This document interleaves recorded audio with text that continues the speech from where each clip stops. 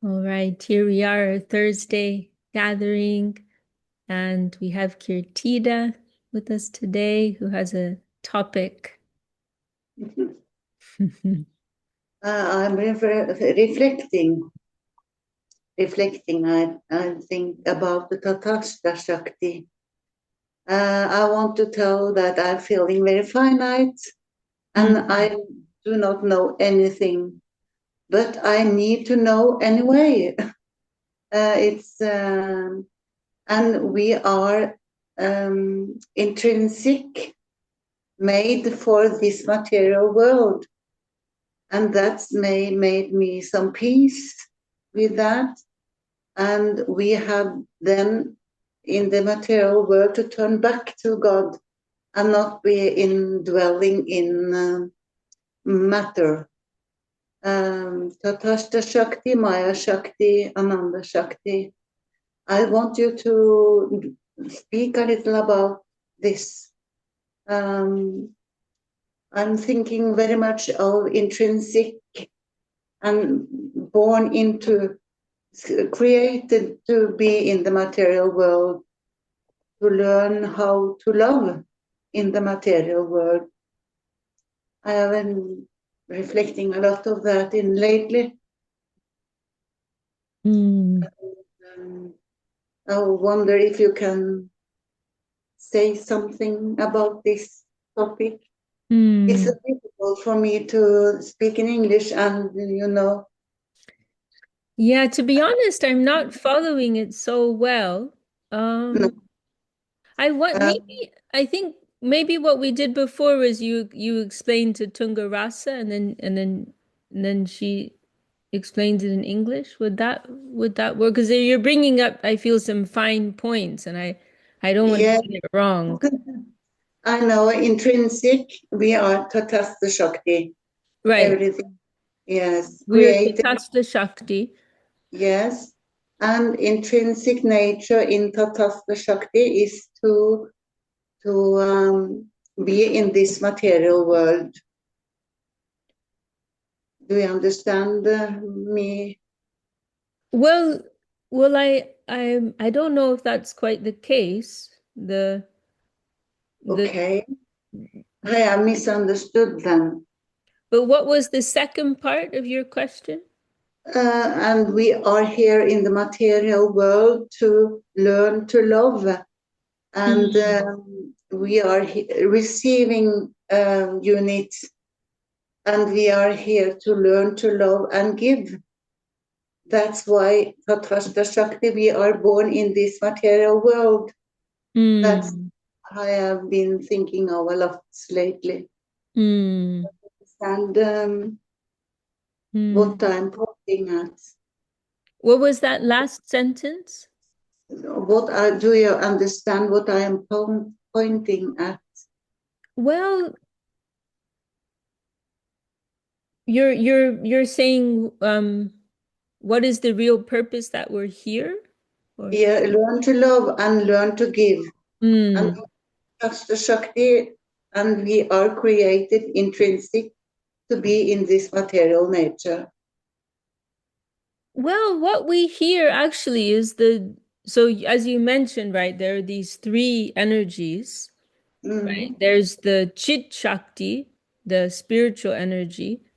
Mm-hmm. There's the Jada Shakti, the material energy, and then there is the Tatastha Shakti, which is Yes, it's referred to. I mean, literally, that Tatastha means like on the margin, on the bank, on the edge.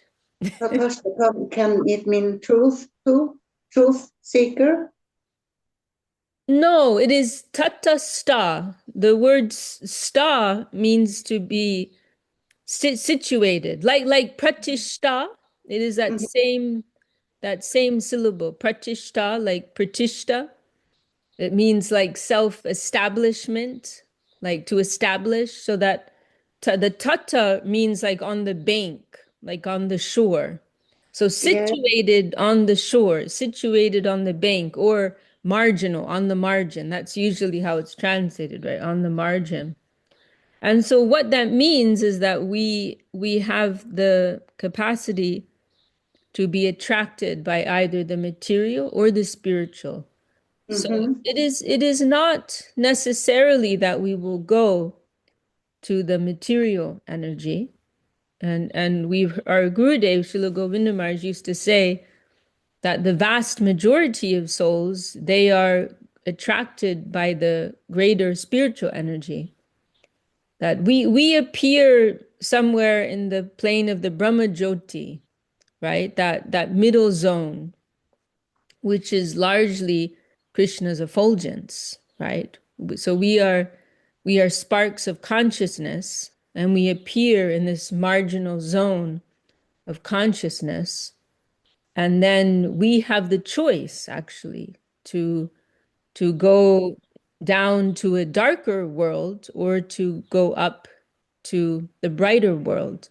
And we have a kind of curious position because, and this is also discussed in Bhagavad Gita, because our nature is superior to the material energy. We are actually also of a spiritual nature, but because we are very small, then it is easy for us to be enveloped by a bigger energy. And so because the material energy is so big, then there is that possibility of us becoming covered by that, becoming enveloped by that.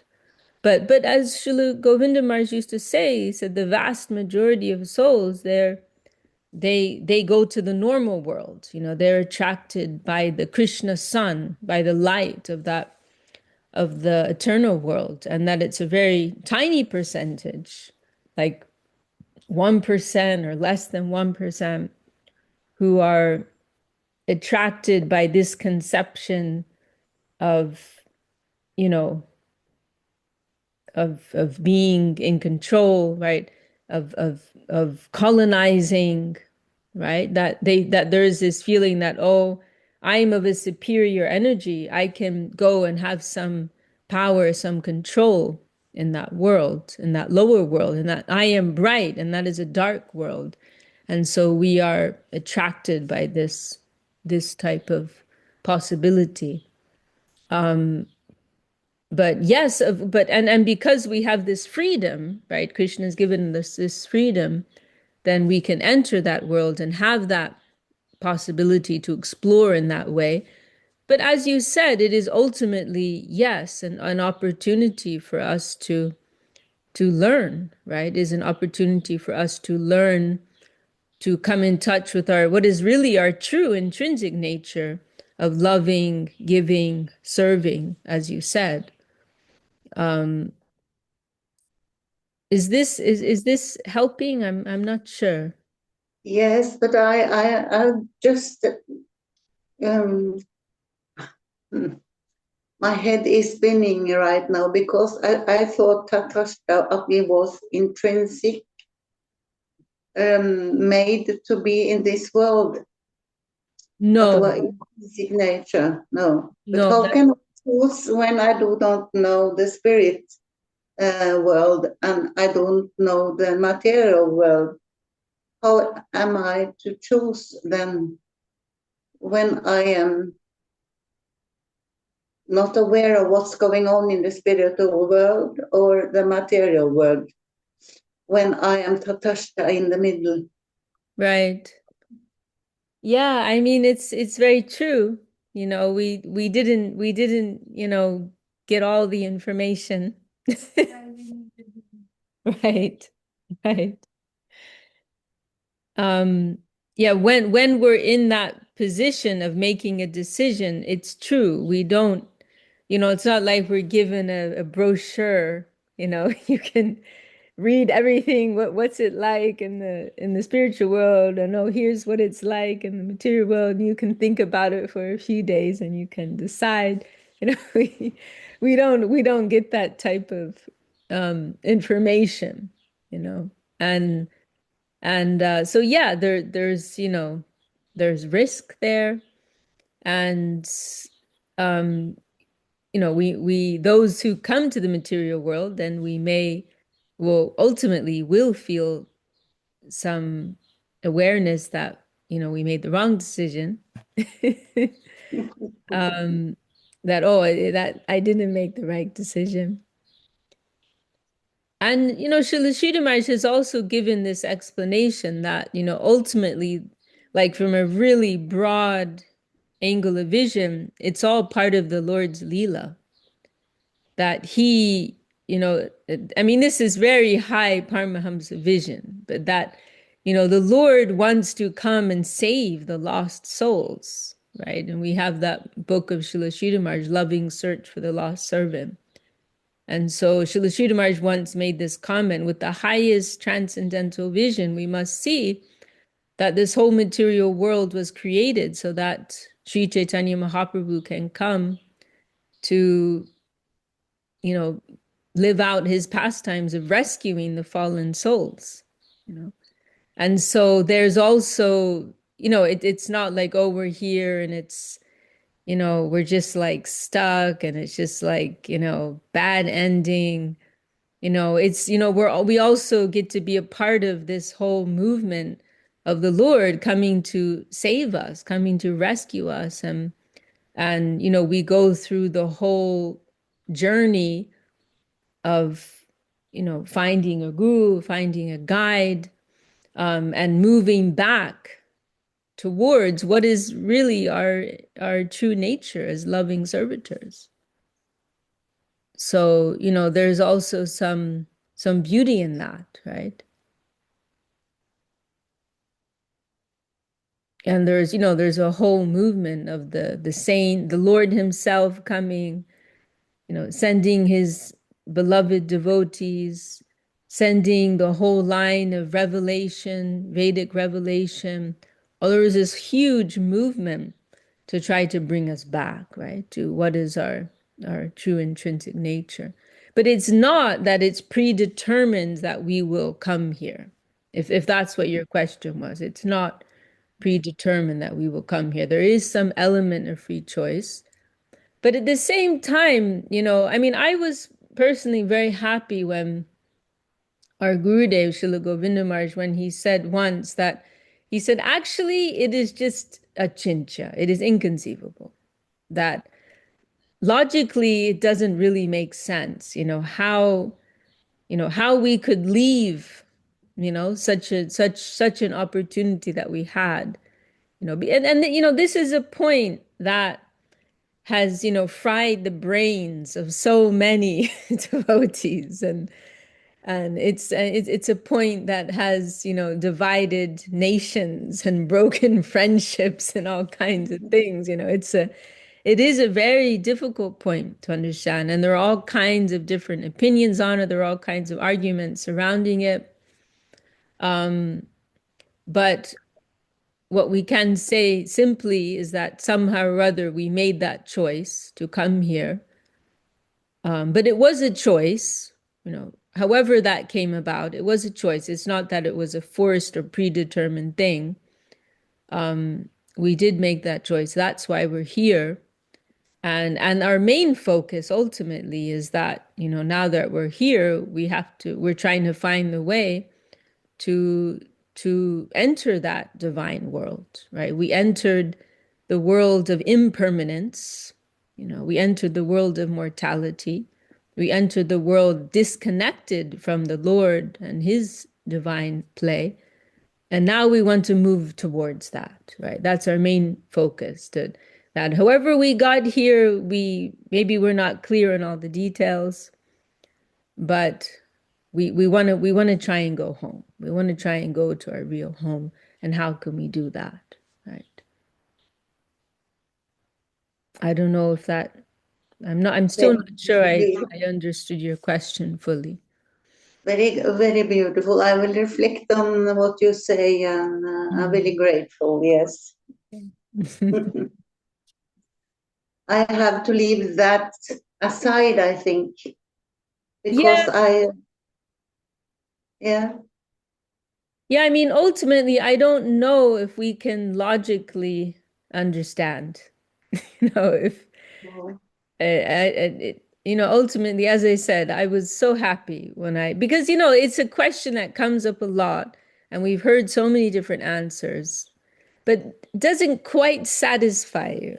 And so when I heard that comment of Srila Govinda Maharaj, that actually it is a chincha, I was so happy. I was like, Mm. yes, thank you, Gurudev. It is that Yes, makes sense to me, that it doesn't make sense, that we can't understand it. I was very leave happy. it aside. What did you say? Leave it aside. Right, right. Let me try and find that. It was very nice. It's in Revealed Truth. Here it is, Krishna Search. Um, Let me see if I can find it with the new and improved search engine in Krishna Search. It's in Revealed Truth.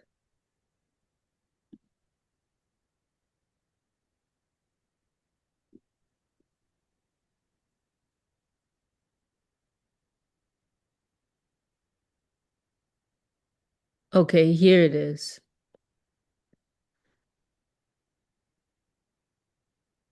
Maybe I'll do a screen share here.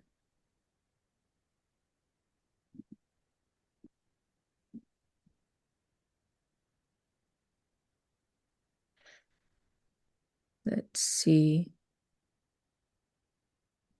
Move this out the way. So this is probably the chapter Chincha Beda Bed, right? Harmonizing the inconceivable. The Lord is all powerful. He exists with all quality and qualification, and he is never subject to illusion. He is infinite and therefore able to reveal himself to the finite jiva souls. When the jiva souls pray for his mercy, the Lord can reveal himself to them and give them his ecstatic service. If he could not do this, then he would not be infinite. The jiva souls, though they are finite and subject to illusion, can know the infinite Krishna by his will. That is achintya, inconceivable. And that means that the relationship between Krishna and Gurudev is achintya. The relationship between Gurudev and the jiva soul is achintya. And the jiva soul's service to Krishna is also achintya. Yet they all happily exist by the will of Krishna, which is also achintya. The jiva soul is finite and Krishna is infinite, but everyone has heard so many times that Krishna exists within every soul's heart. This is a firm truth. But how can the infinite live within the finite's heart? Only by the infinite's will. That is achintya. How exactly it is possible that Krishna exists within the heart of the jiva soul is achintya.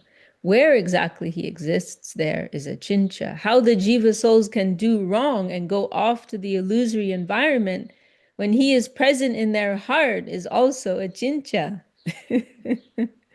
If Krishna exists in everyone's heart, and Krishna's power can remove all inauspiciousness, then why are the jiva souls conditioned in the mundane environment? Why are they attached to the mundane environment? This is also achintya. The jiva souls are simultaneously very near the Lord and very far from the Lord. Their position is achintya. All of these examples of inconceivable relationships can be harmonized naturally through Sri Chaitanya Mahaprabhu's Achintya Beda Bed Siddhanta. The jiva souls are by nature chit, spiritually conscious and knowing. This means that the jiva souls can by nature experience transcendental reality, that they have the capacity to experience what is achintya. To do so, they only need to be free from the influence of illusion and receive the Lord's grace. Yeah, very nice. I was so happy when I I read this. Stop that share. Thank you. Okay. Yeah. But yeah, it is as I said, it is a topic that can fry your brain, and it has fried many brains. And, devotees have left missions because of this and joined missions because of this. So it is a big topic. And I've seen Gurudev and Param Guru Maharaj ask this question, so many times.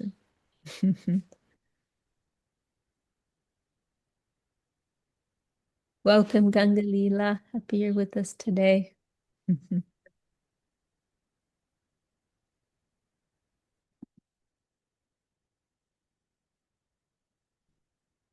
Does anyone else want to suggest another topic for our meeting today?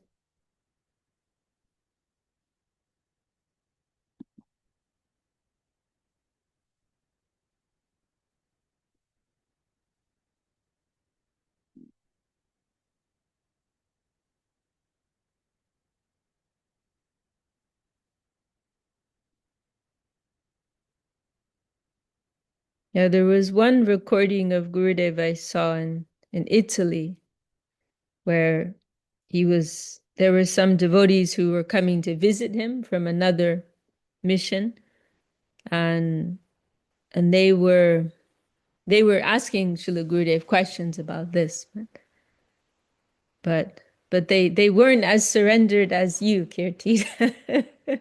And they were asking and asking and going around in circles, and it was like 40 minutes or something. Like they were like picking Gurudev's brain, and Gurudev was, giving nice answers, but they weren't satisfied, and so it was going on, and Gurudev's so tolerant, and then and then Gurudev like kind of shifted the conversation. I've talked about this before, and I made an article out of it. You've probably read it here, Tina. And and what it was I think Gurudev he used, or maybe it was one of the, because there were also many of our sannyasis there. I think one of our sannyasis he had added something. He was saying something about how Maya, the illusory energy, is like a kind of intoxication. So he was using intoxication like as an analogy for the power of Maya, right? How, when we're under the influence of, some kind of drug or alcohol, we're not in our normal state, right? So this sannyasi had used this as an analogy. But then I saw what Srila Govinda Maharaj did is he took that analogy and he turned it into a literal discussion about devotees who struggle with intoxication. He kind of like took that as an excuse, like to change the topic. And so then he started speaking about devotees who struggle with, drugs and alcohol and these things. And he was asking the sannyasis, what kind of advice they give to the devotees who struggle with these things. And so, he just like completely changed the topic. And then it's just brilliant. Like when you watch this video, it's just brilliant. Like watching, because Srila Govinda Maharaj can be like that, like so subtle. And we have a question here from Tungarasa. Okay, great. We'll get to that. And so Gurudev is just, like kind of like, steering the conversation. And then another devotee who was there in the gathering asked a question on the topic of intoxication, and he was asking Srila Gurudev, he said, when those of us in the West he said in the West, he said Maya is so strong and it's so difficult to avoid these things, talking about issues with intoxication.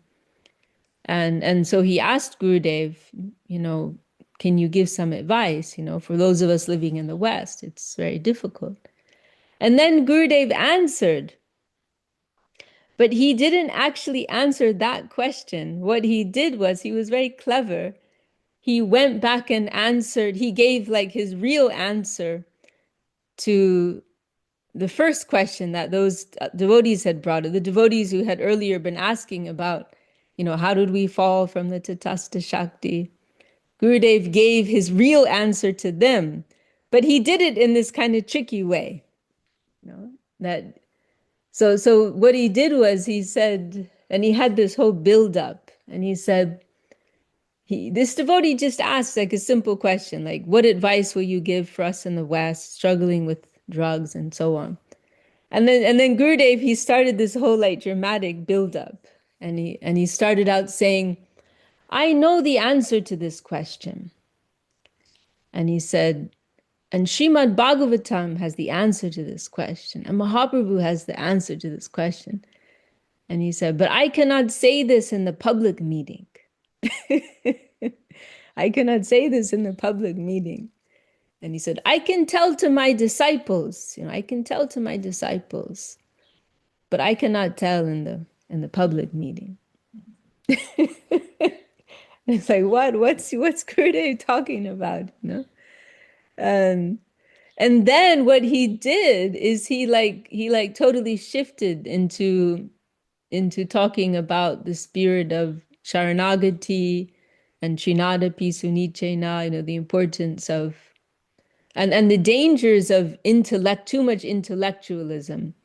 And so then he finally said, you know, what the answer was, and he quoted that verse of Lord Brahma in Bhagavatam. That's also the starting point of the Ramananda Sambad, that Jnane Prayasha Mudapasyana Manta Eva. You know this verse spoken by Lord Brahma, saying to give up the tendency for jnana, to give up the tendency for knowledge and intellectualism and the search for liberation, and take shelter of the Lord and the devotees of the Lord, right?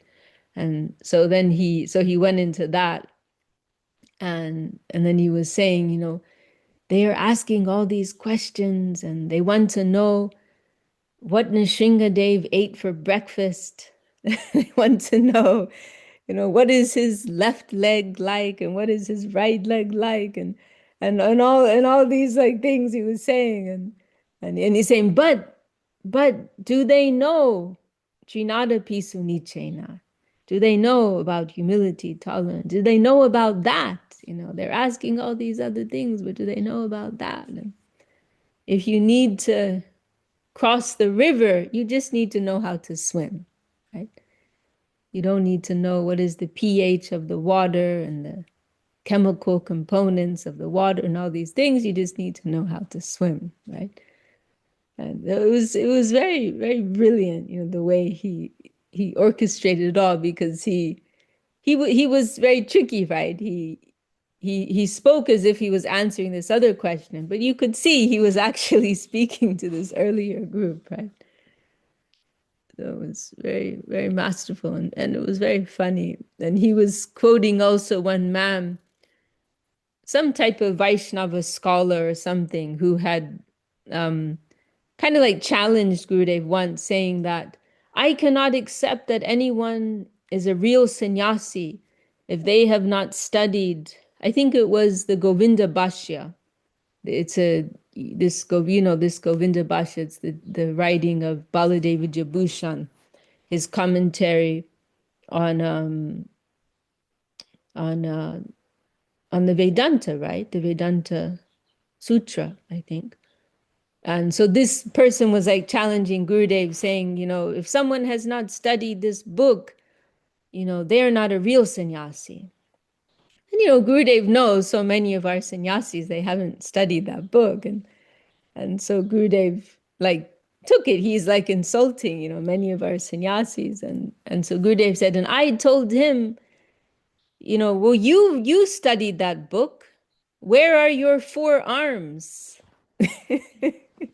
And I studied that book. Did I get four arms? Like, what did I get? What did you get from reading that book, right? But it is the inner mood, right? Inner mood of the heart and Sharanagati that is the real wealth in Krishna consciousness. So that was very, very brilliant talk of Gurudev. Classic Srila Govinda Maharaj. um, and Tungarasa has mentioned something in the chat. Could you please explore on the expression of Srila Guru Maharaj, the practically incurable disease of insincerity?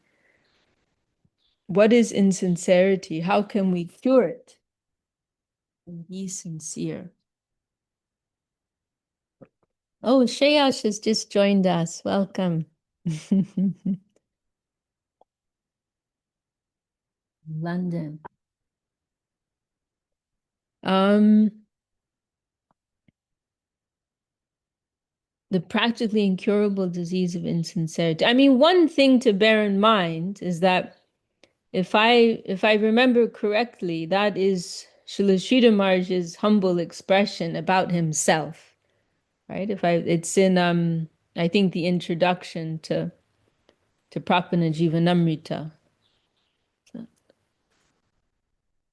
is that right, Tungarasa? You turned your Yes, yes, that's true. Yes, but I was thinking that yes, this is of course this is his extreme humility, but hmm, it is anyway. I feel that it is more like uh, according myself, more like how can I say for Guru Maharaj, this is his extreme hmm, humility, like all other saints, and we have so many examples of that.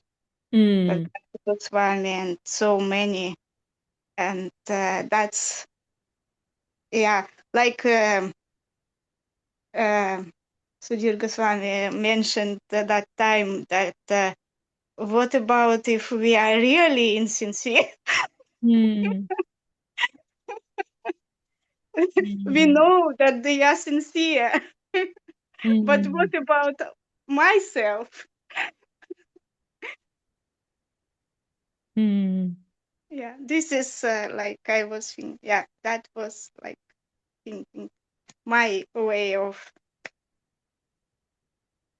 how to find out what is my intention and Right, avoid insincerity. right. Yeah, no, I But completely see your point, and it's definitely yeah, a good topic for yeah, discussion. because I feel I was thinking that actually we are living okay, we are living in the world of illusion. Yeah, Mm, and also this world is very insincere world we are living. yeah. We actually, if I remember Guru Maharaj, he was asking was asked about what is sincerity, and he says just be sincere. Mm, But uh, this is of course like straightforward for the saint to be sincere, but mm, for the conditioned soul like myself, I don't know what is that. Where is mm, this like line between sincerity and insincerity? And mm. like yeah, this was like my question. Right, right. It is a tricky thing, because I think ultimately it does just come down to that you are sincere or you aren't sincere. Right? It is a tricky thing. And as Srila Sridhar says there, if you are insincere, it's practically incurable, because you're simply in that state. of not having real earnestness for the truth and not wanting to become acquainted with the truth. So it is a tricky thing, and in one level that really makes sense to me what Srila Sridhar says, like just be sincere, because in many ways it is as simple as that. And I think, but I think there's also a level of, because you could also say, well, what's even the point of this discussion, right? Like if you're insincere, if we're insincere, what is there even to say? Like we're just insincere, right? But so then I think there's actually another level of, like, we have insincerity within us, but we have a degree of sincerity to clear that insincerity. And I think that's probably, where at least I think I can put myself, that no doubt I have different layers of insincerity within myself. But there is another level, another aspect within me that is more deeply sincere and is on a quest to clear those layers of insincerity. Because, another thing is that, like, the level of our illusion, it goes very deep. And, we're not actually ready to see everything about ourselves at once, right?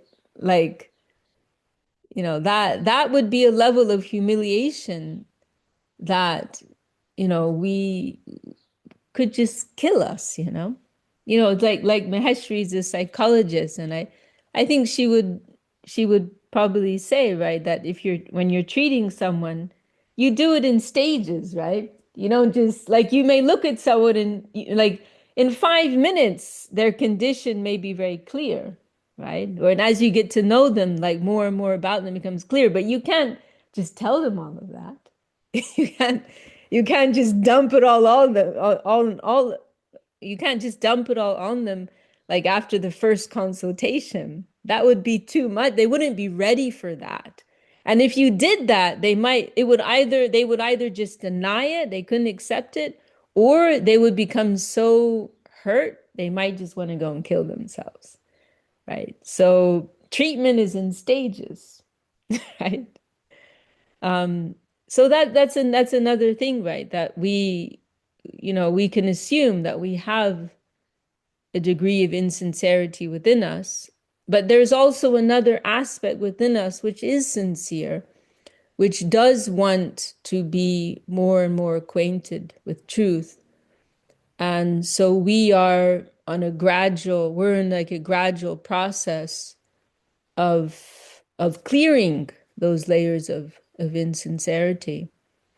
And I think a part of this whole process is that we trust, right? That we're not in this alone, but that we have guardians, we have divine guardians, we have invisible guardians, as Srila Sridhar says very beautifully, and they are working in our interest. They want to help us, and they are in a gradual way, they are pointing things out to us, right? And in a gradual way, the environment is presenting different situations to us, which are all conspiring to help us.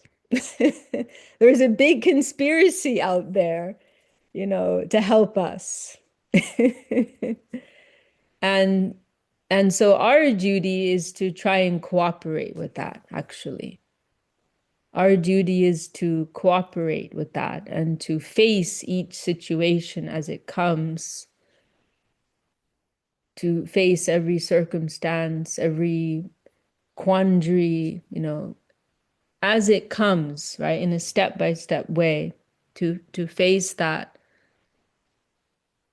And there's also one very nice expression. I don't remember if it's Srila Sridhar. Actually, I think it's might be Srila Swami Maharaj Prabhupada in that introduction to Sri Guru and His Grace, where he says, I am mustering up all the sincerity within me, right? with whatever sincerity I have, right? I'm bringing it all together now and making this prayer, right?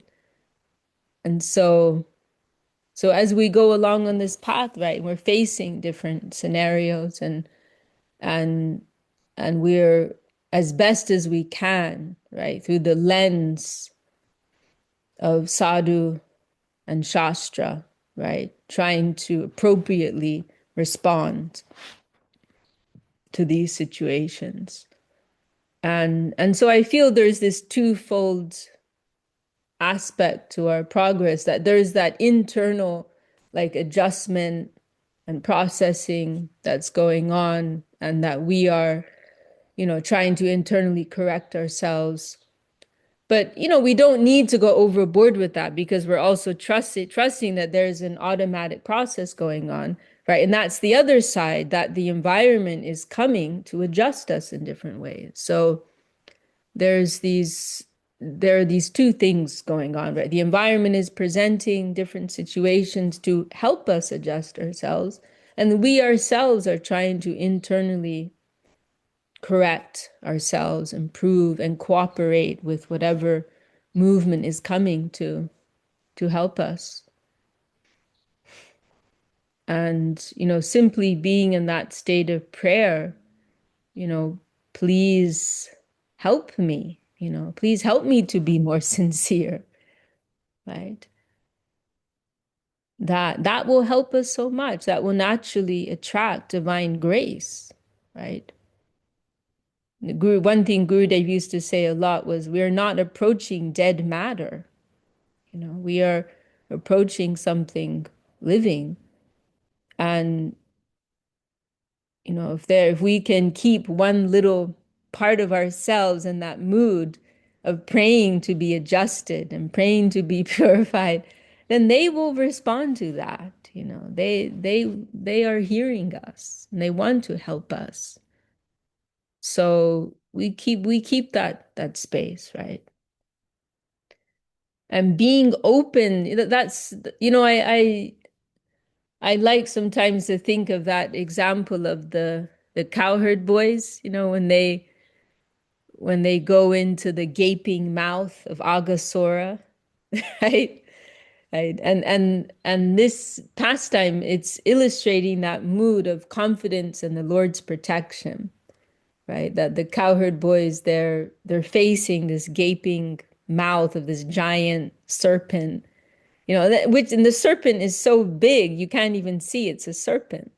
And they're just curious, let's go and explore, and there's a part of them thinking, oh, this might be kind of dangerous, but we know Krishna's our friend. Krishna's going to help us, if we get into trouble, Krishna's going to help us.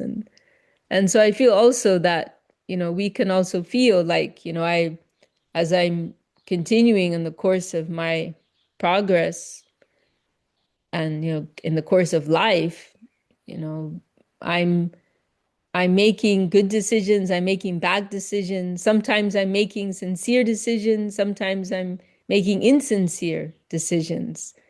But I'm also trusting, if I'm acting in an insincere way, Krishna will interrupt me, right?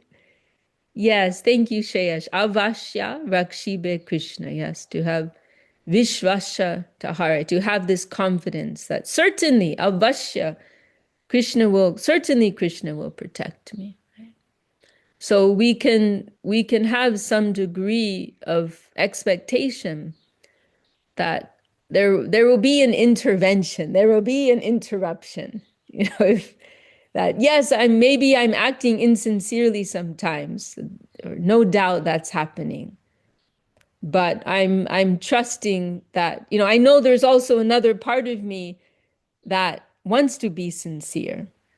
And so I'm trusting that Krishna will help me with that, with that adjustment.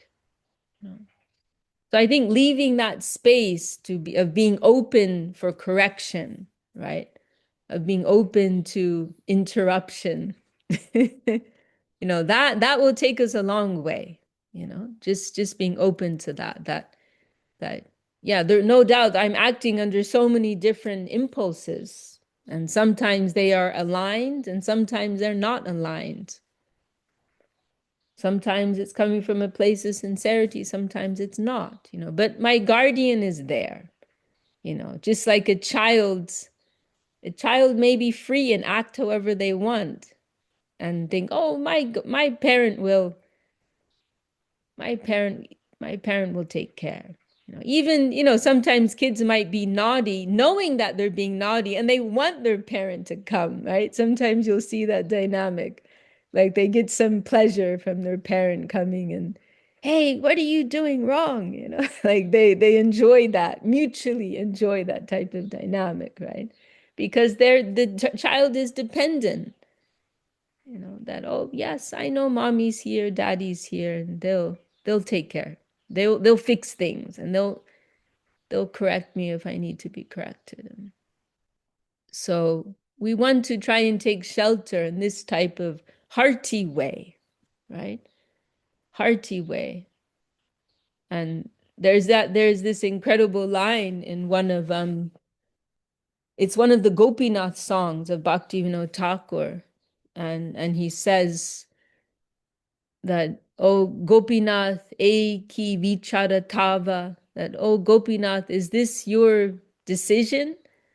That seeing that I am averse to you, you won't give me your mercy? You know, like in other words, saying, seeing that I don't want your mercy, you're not going to give me mercy? Like you're actually going to listen to me? Like, I don't know what I'm saying. Like I'm expecting you, like, just like a child misbehaving, like, like if they really like try and run away, they may be expecting their parent to come and bring them back, you know, like we want to have that type of closeness, right? In our connection with the Lord and our Guru and the Vaishnavas, that even if I act against them, we have such a close connection that they will bring me back. They will forgive me and they will bring me back. So Bhakti Vinod says like that, like, seeing I'm averse to you, you're going to ignore me and not give me your mercy. Like, is it such a cut and dry relationship? Like I just leave and everyone forgets and nobody cares. And Srila Sridhar Maharaj, he also says in this same type of mood that we can pray to the Lord, like I'm your property. I gave myself to you, so I belong to you. I'm your property. So if there's anything wrong with your property, it's your responsibility to fix it. It's your responsibility to fix it. If there's anything wrong with my documents, he also said, then correct it. Something missing with my paperwork, you manage it, you correct it, you fix it. So we can pray like that, we can pray like that. And we also have to know it's going to be a long process, and that's okay. Srila Sridhar Maharaj, he also mentions sincerity can recognize sincerity. He also mentions that, sincerity can recognize sincerity. That's another interesting thing.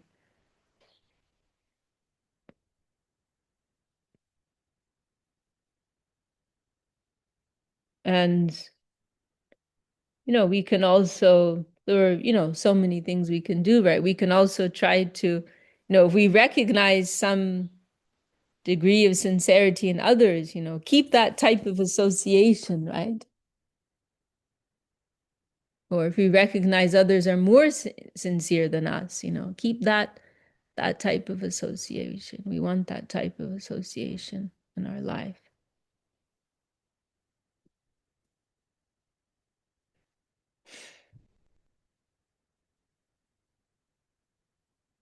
But yes, sometimes souls may their compass, may get so out of alignment that they've lost all sense of that. That can happen. We've seen that happen. But we will also think the Lord has a plan for everyone, and everyone's learning at their own pace. And if we can keep that mood, as I said, of having some space, of inviting correction, inviting adjustment, well, we will be safe. And there may be moments when we stop and pause and ask ourselves, like, am I on track? Am I acting with the same sincerity that I had? And then we can look to sadhu and shastra. Welcome, Ramananda Prabhu. We can check in, right? Dandavat. We can check in with the revealed truth. There's that beautiful verse that Srila Gurudev likes so much in the Manu Samhita, right? That there's that how does it go again? It has that phrase, Hridya Yena Bhyunugyato. Oh, how does it go again? Vidvad bi sevita shadbir. Vidvad bi sevita shadbir. Oh, let me look it up. But it mentions these points, like how we can ascertain that we are on the path of Dharma. Vidvad bi sevita shadbir. Nityam advesha ragibi. That's it. Hridya yena bhyunugyato yo dharmastam nibodhata. Srila Govinda Maharaj inscribed that on Srila Sridhar Maharaj's samadhi, and he put a line before it, Dharma ki. What is Dharma? And then he put that verse, Vidvad bi sevi, Vidvad bi, that one is acquainted with the scripture. Sevita Shadbir is referring to the sadhus who are not just like the scripture is passive, right? The scripture is passive, but then the sadhu is active, right? The sadhu is the living scripture. So check in with the word of scripture, check in with the word of the sadhu. Nityam advesha ragibi. That means that we ourselves should be coming from a place of what's the word? The literal phrasing there is these two impulses of dvesh and rag, the impulses of basically bias. That's what I want to say. Free from bias, right? Free from that impulse of like and dislike based on her own egoistic view. So free from bias. And I see your question here, Shreya. So we'll come to that. It's great. So check in with the word of the scripture, check in with the word of the saint, examine our own heart and make sure we are free from any personal bias. And then the fourth point, hridyayena bhyanu, that the heart will know. The confirmation of our own heart. And that's so wonderful that there's space for that. Like, where else do you find that, There's, confirmation of your own heart. So these four things, if these four things are aligned, then we can think, I'm on track, right? I'm on track. And even though we'll still feel these other elements within ourselves resisting, right? There will be, maybe our ego will be flaring up. No, no, no, But if we can override all of that and stick to the path of Dharma, then we will be blessed. Then we are sincere. If if we're overcoming our insincerity, right, by sticking to the path of truth, then we will move closer to real sincerity. Because as I said, right, both of those impulses will be there, insincerity and sincerity. So, but if we can succeed in overriding the impulses of insincerity with the direction of real truth, then we will be purified, right? And we may consider ourselves to be sincere overall. So this, that I think that's maybe the final answer to this question, that we can. But again, it requires sincerity, because with insincerity, we can interpret things in so many different ways. But this verse is very helpful. And this is the verse that inspired Religion of the Heart, that title, right? You know that verse. Gurudev liked that very much. So we can sincerely look at ourselves and check in with these 4 points, when we are facing different situations in our lives. And through that process, there will be some purification, but it will be a process, and we have to be prepared for that. That darjat, right, as Srila Rupa Goswami mentions, that patience, that quality of perseverance and determination. So that's my answer. Giras, I hope it's helpful. Wonderful. Yeah, thank you so much. Yeah. Yeah, and it can be difficult too if there are others who are questioning our insincerity, or who are questioning our sincerity. And actually, I like something that Janardhan Maharaj, he said once. I always remember, it was many years ago in a class in Navadvip, but he said, we should never question the sincerity of others, right? And that's another topic, right? That we will think everyone is sincere. That even though they're doing this right now, and they're doing that right now, and they're not following the principles, or not being very nice, or whatever it is, we will think that underneath it all, they have some spark of sincerity. And we're just giving them time, right? That is another thing, how do we adjust our vision of others, right? So, or as they say in the English expression, give everyone the benefit of the doubt, right? Believe that there's some sincerity in everyone. But that is vision of Srila Gurudev, right? Oh, we can also think like that. I mean, we may not associate with some people. We may think something about their behavior is not inspiring or helpful for us, right? Then that is something else Gurudev used to always say, we can give respect from a distance, right? He used to say, we don't know who is a sadhu. So if we're not sure about someone, then we keep our distance. But we still give them some respect internally, because we don't know who they are. We don't know what their position is.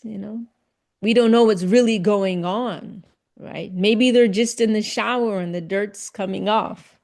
We don't know. It doesn't mean we have to force ourselves to like everyone and be close to everyone. But we honor everyone, maybe from a distance, but we honor them, right? So, but no, we want to have some generous view, right? Some kind view, and that will be good for us too. And we also want to invite that type of grace upon ourselves, right? That merciful view upon ourselves too. But yeah, we may not be able to directly associate with everyone. We're not like Nityananda Prabhu. Nityananda can go to the drunkards on the street, right? He can uplift them. So we don't pretend we're like that, but from a safe distance. Thank you so much. Yes, beautiful. I'm really happy. It's a really important topic. I'm happy we could go into that. Well, everyone's so inspired today, all these lovely questions. And Shreyash is saying, how do we stay sincere when the perfect environment is always challenging us with imperfect, difficult situations? Yes, yes, it's difficult. How do we stay sincere when the perfect environment is always challenging us with imperfect, difficult situations? Well, we have to think it is all coming to adjust us. We have to try to see where the lesson is, you know. We have to try to see that. We have to think that ultimately the environment is our friend, and ultimately we have to adjust ourselves in some way, you know. I mean, without knowing the details of these situations, I can't say much more, but that is that is overall, you know, the teachings that we hear, that we have to, there's something for us to learn, you know. There's something for us to learn from the environment. And it is difficult, of course. It can be very painful sometimes. But when we really look deeply, we will see, you know, there's something I can take from this, right? And it may not even be clear to us what that is. It may come later, the clarity may come later.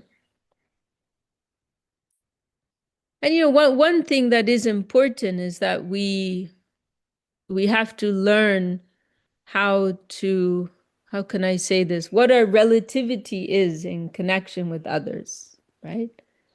You know, I mean, especially I know you're serving in the temple, which can be very, very challenging, and all kinds of interpersonal issues can come up in that environment. And one thing is our own internal correction. But then another thing is also just learning how to navigate the environment in a sophisticated way, you could say, you know, to like a swan, you know, the image of a swan comes to mind. You know, partly because, you know, there's that analogy of the Paramahamsa, right? Like the swan is taking the milk from the water, the swan is extracting the essence out of everything. But the swan is, you know, there's also water off a duck's back. You know, there's also that. And the swan is also just so graceful, right? Moving with grace. And so, you know, a part of that is just knowing, you know, how to situate ourselves in relation to others, right? Or how close we can be with certain persons, you know, and how to adjust, how to tweak relationships, right? That I can be this close to this person and this close to that person. What degree of proximity is going to be healthy and progressive, right? You know, like we can think everybody's beautiful, but what's the point of distance at which I can still see that beauty? Like if I come in too close, I might start to see the not so beautiful parts, you know? So let me just position myself here because I want to be able to see their beauty. I want to be able to appreciate their beauty. That may mean being in another country. I'm half joking. I'm half joking there. I can love you in another continent. Okay, I'm kind of joking there. But kind of not. Like I'll really love you at this distance. Shreya says other life works. I'll love you in a parallel universe.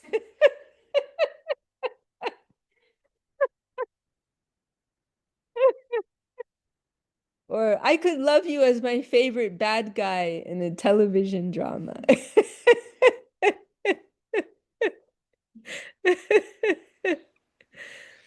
So yeah, that is an important thing, and that is something that comes with experience and maturity. I mean, I still struggle with that. I still struggle with that. I still have a tendency to, pour out my heart, to anyone nearby, and which sometimes works and sometimes doesn't. So, I feel like there's these two layers. There's that internal layer of sincere introspection and questioning, like, have I done wrong? Like, what can I do to correct myself? What can I learn from this in order to grow and become more mature in my spiritual development? There's that, and we'll have that inner critic, but positive critic. How can I become better? Where did I go wrong? And also maybe praying, like, I don't really know where I went wrong. Please, Krishna, show me. So there's that type of internal adjustment that will take place. And of course, that is the most important. But then also, in order to be able to move more peacefully in the environment around us, we also have to learn to be a little savvy, about what degree of proximity is progressive and healthy, with those in our environment. So, and that, that's also something that will take experience and um yeah, and maturity. So that's another thing. Like we may at times look within ourselves and feel, you know what, I don't feel like I really did anything wrong. But then we see that, well, I allowed a certain level of engagement with someone who wasn't the right person for that. Sometimes it may be a case of that. You know?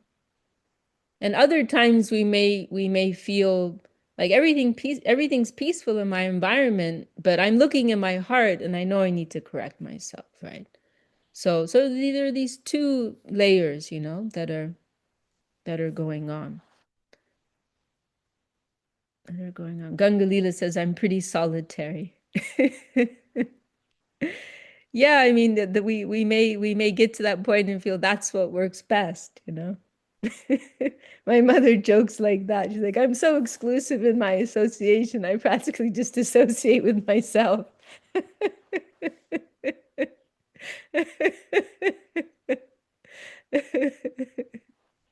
So, it may bring you to that place.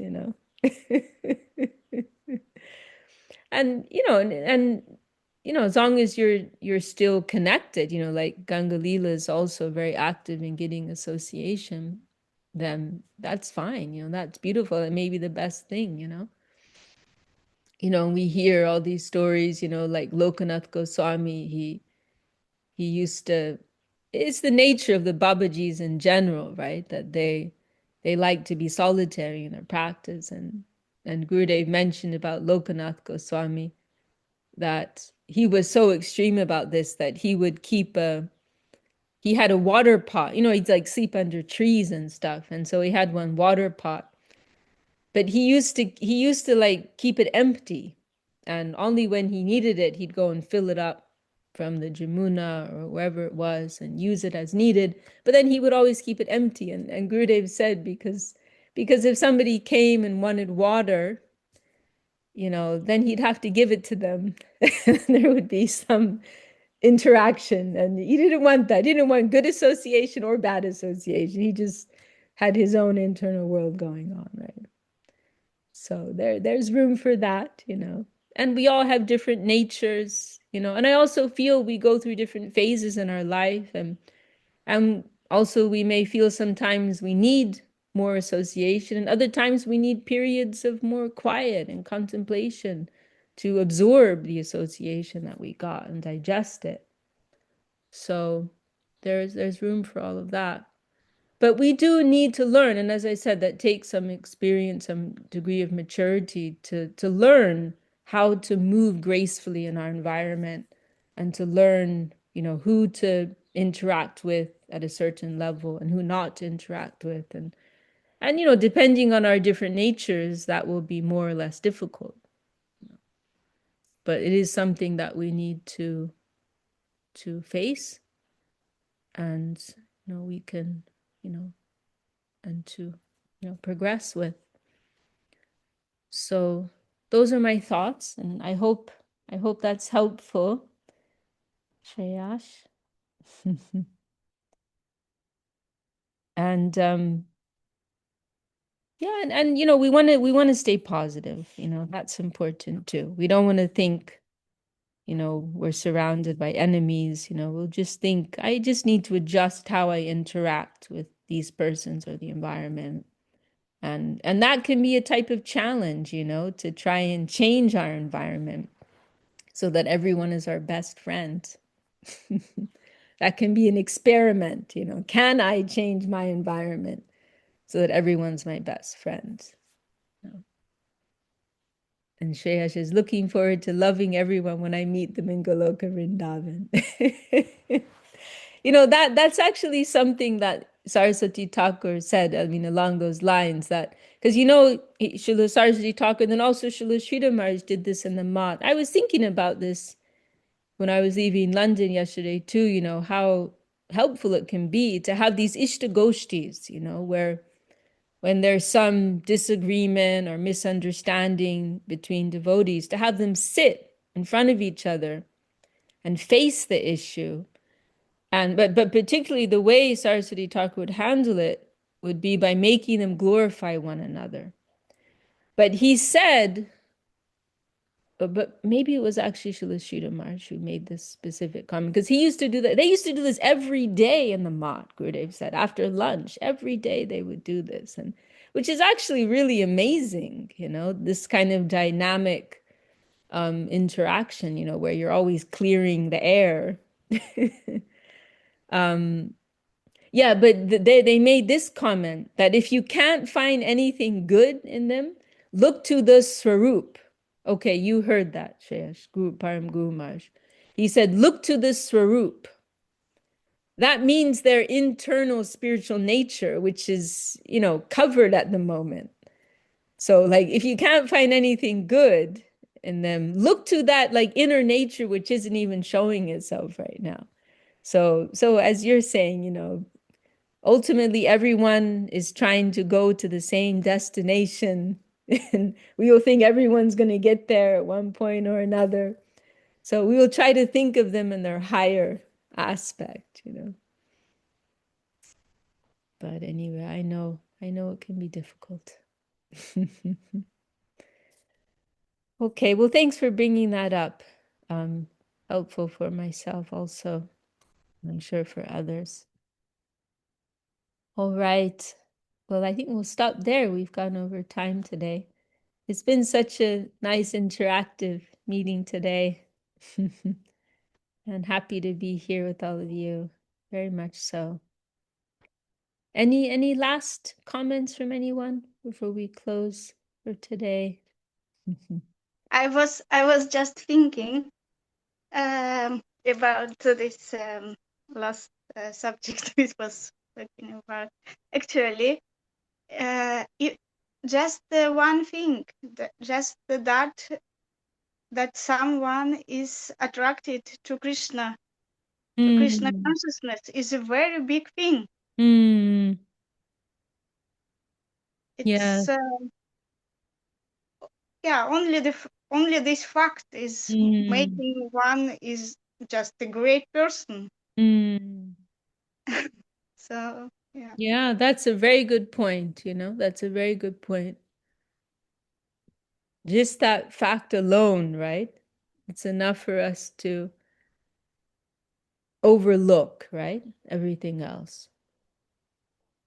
It's a very difficult, but that's the fault is on my side.